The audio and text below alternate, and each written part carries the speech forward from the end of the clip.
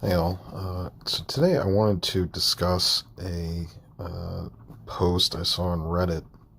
It's several years old, so it's probably 7th or 8th edition 40k, if I had to guess. But I wanted to address it because I thought it was an interesting look into how it seems like a lot of people in the community think about not just the game, but also GW and the hobby of wargaming in general. So I'll just go ahead and read it and provide some of my commentaries as I go through here. So the context of it is um, again, this is several years old. It's someone, the original poster was someone that wanted to uh, play, basically what he wanted was the best edition of 40k to play with his small gaming group. They wanted to play one of the older editions, and so he was asking and trying to get feedback, and then the original poster wanted to then,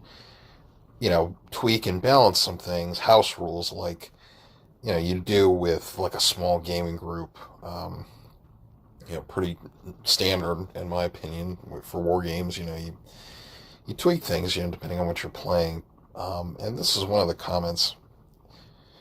So, uh, quote, you're going to fail pretty spectacularly at that, meaning the balancing the point values and that sort of things.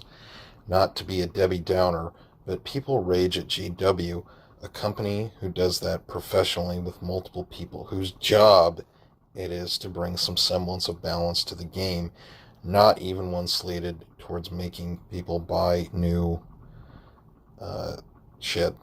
Sorry for the profanity. You, some random dude in your free time, are not going to come anywhere near approaching the balance in such a complex system. Go look up the Ninth Age update on this very subreddit. There's an entire team of people attempting to do this for Warhammer Fantasy Battle, and try as they might, their knee-jerk biases always show through. You squish down one thing, and three more new imbalances pop up. So I'll just stop right there for now. It goes on. The main problem I see with this already is this idea that GW and the writers there are like some kind of master expert war games designers, or that they're the best, that they're infallible basically. And obviously, um, they're human, so they do a lot of good stuff and they do a lot of not so good stuff. And, on this video and on this channel, I'd like to, kind of give some of that constructive criticism of them. Um, this thing of, this idea that, well, it's not ever going to be balanced, or, someone in their free time couldn't balance it. Um, I just don't see that as being realistic, or having an awareness of like other wargaming systems. And there's no doubt that Games Workshop has some talented designers still, but I mean, as near as I can tell, a lot of the like old school sort of game designers um, were, uh, have either left the company, or, don't seem to be as prominent as they used to be. I mean, obviously, Rick Priestley runs Warlord Games now, and Alessio Calvatore um, runs, I believe he has his own company, and I think he wrote, what is it, Kings of War. Yes, I think he's the writer on that. Um, and I can't speak to this Ninth Age thing this commenter brings up, but it's just like not. To me, this comment comes from a perspective of not like looking at other war games and seeing how they function, specifically historical tabletop war games, and then trying to bring that into 40k. Um, and I'll get to how you might kind of get to some sort of balance in a minute. Um, so to continue the comment here, quote, it's not as easy as, oh, I'll just balance it, and people are way less okay accepting imbalance from some random schmuck making up rules than they are from the official sources they pay money to. Either you're going to amp up your army and F over other people, or inadvertently raise up somebody else in a way that you hadn't thought of and F over everybody else. Oh gosh, transports are OP in 5th edition. Let me just tamp them down. Oh wait, now everyone is complaining about long fangs. Maybe if I just made them one per army. Oh no, now space wolves can't fight monstrous creatures. Maybe if Tyranids were ... Oh, uh-oh, looks like they're bad against everybody now. Oh, I'll up their psychic resistance. Uh, Ellipsis, oh whoops, Eldar can't counter them. Maybe they can have some new toys. Ellipsis, oops, I made 7th edition at its current state. Turns out you aren't smarter than an entire design team. Stop trying to make the square peg fit in a round hole. There are tons of ultra competitive tournament style games out there. It's okay that Warhammer isn't necessarily one of them. Okay, so I was incorrect. So this is from 7th edition. Um, First of all, like everything he raises, like I can see how there's all problems there, but it's sort of short-sighted from a design standpoint. So, writing a war game, and and trying to design things, I think the main issue of the GW model is they put out the core book, and then they release these codices over time, over the course of an edition, and they're written by different authors. I got into 40k in 5th edition, and the Matt Ward codexes were pretty infamous, and because of the way they interacted with the other codices. And I think that's where you get many of the problems, where these lists are constructed over time, over several years of the game. New things come out, new units, kits, that sort of thing. And Games Workshop is a company, and they're want to do that. But and that's where it seems like most of the balancing issues come in. Now, if you look at the 3rd edition 40k rulebook, all of the lists were in the core book. You could run pretty much all of the armies, I believe, the main armies at least, from the main rulebook. You didn't need anything else, and so the game was kind of contained in that book, and of course, there were codexes that came out during that edition, but just in terms of getting started or playing the game right away, you could do that.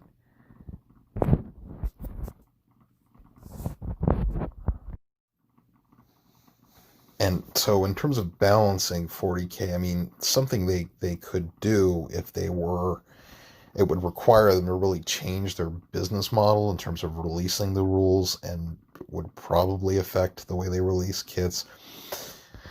But one way you could do it is sort of have a generic profile for each type of unit. So infantry, let's just say for sake of argument, okay, the generic profile you use for all infantry units, doesn't matter what faction, ballistic skill 4+, weapon skill 4+, strength 3, toughness 3, armor save 4 or 5+, whatever, and then the other statistics.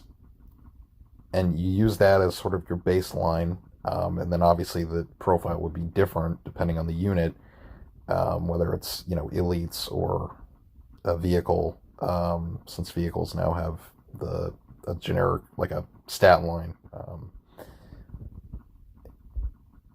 and then you adjust, that base stat line to fit the faction. So, you could move move numbers up and down slightly, um, and to fit the character of that unit and the faction. Now, maybe this is something they do, and I just don't know. But the point being is, it would, if you did all units of all factions in sort of a systematic manner like that, that would probably address some of the balancing issues the game has seen.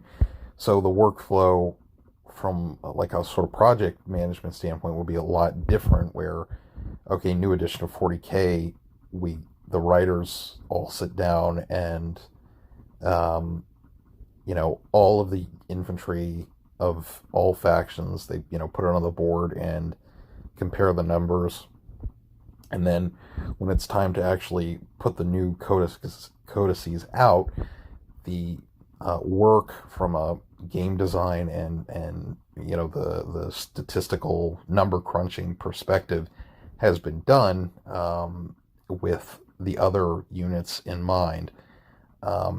With that, and of course there's going to be mistakes. I mean, it's a game, it's made by people, it's not going to be perfect, but that might change some of the really drastic issues you have with the balancing in 40k. Now, a lot of the other problems are due to special rules, and I mean, that's just, but again, that's something that could be addressed, where either they bring back universal special rules, or the faction specific special rules are done in the similar systematic manner, and and maybe they'd have to have fewer for each faction, fewer rules, special rules, just so it's more manageable from a work and writing point of view, and it's less in terms of the bloat on the game. I think that would be a little bit better. And some people might say, well, oh, that's not how 40k is, or that wouldn't work. Well, okay, there are a lot of other game systems out there, war games, that are played with 28mm miniatures, that the 40k community, I don't know why this is, just does not seem to recognize or be curious about. And if you play like 40k alone, whatever, I mean, I'm not judging that, that's fine, but the way you look at the 40k becomes different once you've explored these other game systems, and you see that a lot of the issues that come up in 40k time and time again don't really exist. And there's a few reasons for that. I mean, one reason is a lot of historicals are just designed for like club games, and from what I've seen, most of the time historical gamers don't really care that much about house rules. That's sort of normal. I've played Pike and Shot by Warlord Games, and I have a lot of issues with that rule system, mostly just because of the types of armies I like to play and the time period I like to play within that pretty broad, like 1500 to 1700 rule set. But it's not that hard to house rule and tweak.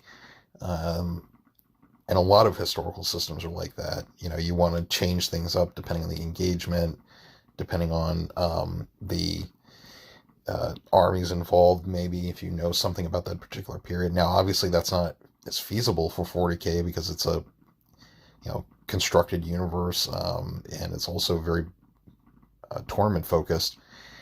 But the point is that these things, these balancing issues and stuff, are not as big a problem in the historicals, because they're typically written by like one author or a very small team, where there's more attention to detail in a lot of ways when it's a passion project of one person or two, three, four people than it is in GW, where it's more of a corporate product that they have to put out to sell. Um, so it's not, a lot of the issues don't exist. And so, for example, like in terms of the balance, like in bolt action, that system has some problems from like a more hardcore historical gamer's perspective. But in terms of balance, I mean, all infantry is pretty much the same. Most vehicles or tanks, I should say, you've got either a light, medium, or heavy tank. Okay, and then the guns are all pretty generic. Light or medium or heavy anti-tank gun, that sort of thing. It doesn't matter if it's a M1 Garand, or actually it doesn't matter if it's an M1 Garand, but for the armies with bolt action rifles, Mausers, and Lee Enfields, it's just a rifle. Americans with the Garand I think they get a few, like an extra die or two in shooting. I can't remember, but anyway, what I'm saying is, you don't see huge disparities in sort of bolt action units because the units are all more or less the same. And there are some special rules or some national characteristics you can take as part of your army list. But I mean, to me, that's a better system. Yeah, it's more generic, but if you want something that's more balanced, then it comes down to what sort of mix of units you have in a list, and what sort of tactics you use and how you use those units. Whereas 40k, unfortunately, is a lot of this, like, well, what's the meta? You got to chase the new hotness when, okay, if this is a war game, it should be sort of balanced enough to where, any list works. And again, it's never going to be perfect. It's a game. It's not going to be like this balanced thing. But if the designers, just to wrap up, because this is a pretty long video, if the designers were to invest more effort into looking at the game, not just the core rules, but also the codexes and army lists holistically, and sort of design them with that more holistic mindset, that would probably alleviate a lot of the issues. And people might not like that because they would say, "Oh, well, it's making all the armies very samey or too generic." Okay, and that's fine. It's a fair point, but it stands to reason that if some fundamental design just changes were made at Games Workshop in the way they design the rules for every edition, it could be a lot better and a lot more tighter.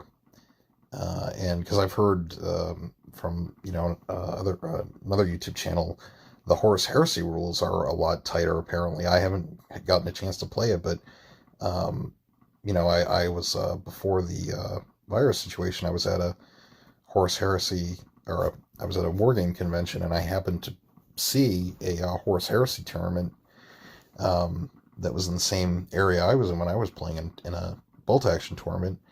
And it was pretty full, so clearly those rules have an audience. So maybe Games Workshop could take some cues from the Horus Heresy system. And just personally, my preferred set of rules for 40k is 5th edition, which from what I understand was not that radically different from 4th edition. I think that those rules worked pretty well. The main problems were the codexes. But again, if you have codexes designed maybe more in a way that, like I described, that might have alleviated some of those problems. And you have a rule set that's pretty tight, not too bloated, not too complicated, but they work. And that's really what you want at the end of the day for a war game is rules that work reasonably well. Um, and, I think 40k could do that, and Games Workshop has the resources to do that, but they just don't really seem interested in